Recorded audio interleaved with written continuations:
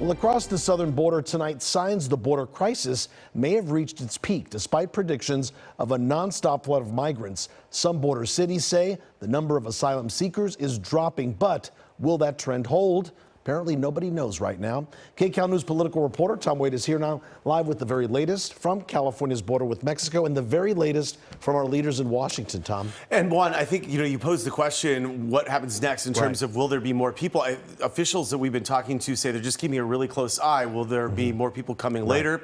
We'll see, right? So the mayor of El Paso and humanitarian groups say the crush that's been going on for weeks may be easing, and the first 24 hours of new federal asylum rules have not led to a massive spike in migrants along California's border with Mexico. There is still a great need, though, but it appears the Border Patrol has not been overwhelmed. A steady flow of tired, hungry, and cold families from across the world continued their push to cross into the United States. Parents with their kids risking everything. Venezuelan migrant Alejandro Gonzalez is among them. We lost everything. We have nothing. We are here in faith that they will let us in. At the border barrier near San Diego, these faces tell so many stories: apprehension, stress, and hope. Is this worth it? ¿Para ti esto vale la pena? Si logramos pasar. In reality, if we're allowed to enter the country, that it's worth it. But if not, we've lived a lot of terrible things. This 19-year-old came from Colombia, a long journey like so many, and now so close to their destination, but with so little, not even enough blankets. Aguantando mucho frío. This man from Honduras says it was a cold night and conditions are very bad for those waiting.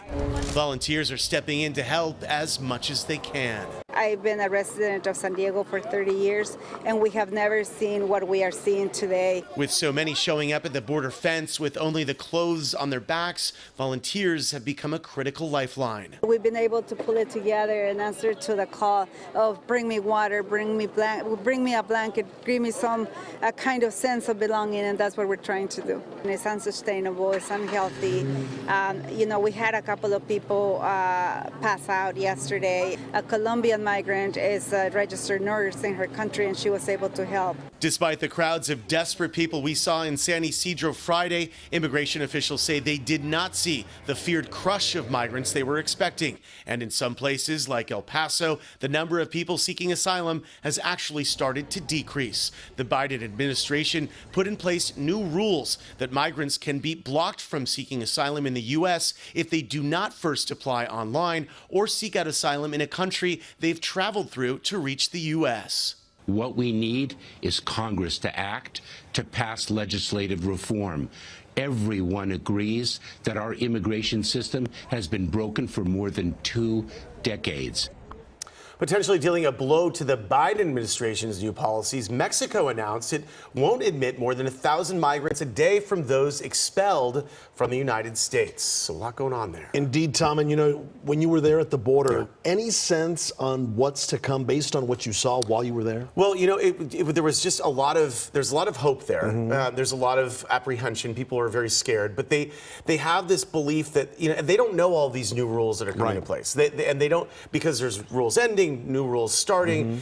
They're not sure what's going on. They're just taking this day by day. Let me get in, let me get my application, let me process that and see if I can, if I can make it through to the other side, literally. And they're acting based on information they received months ago, right, when Title 42 was still in place. Exactly. Title 42 is the COVID era policy for folks who don't know. It made it easier to expel migrants. Right. So now new rules, and that word will get to migrants maybe wanting to come. So we'll see what happens. And a lot of misinformation too from smugglers, from social media. So a lot people may have been coming here with outdated information or information that just wasn't even correct. And a lot of desperation too, right? So much desperation. All right, Tom White, thanks so much. Thanks, Juan.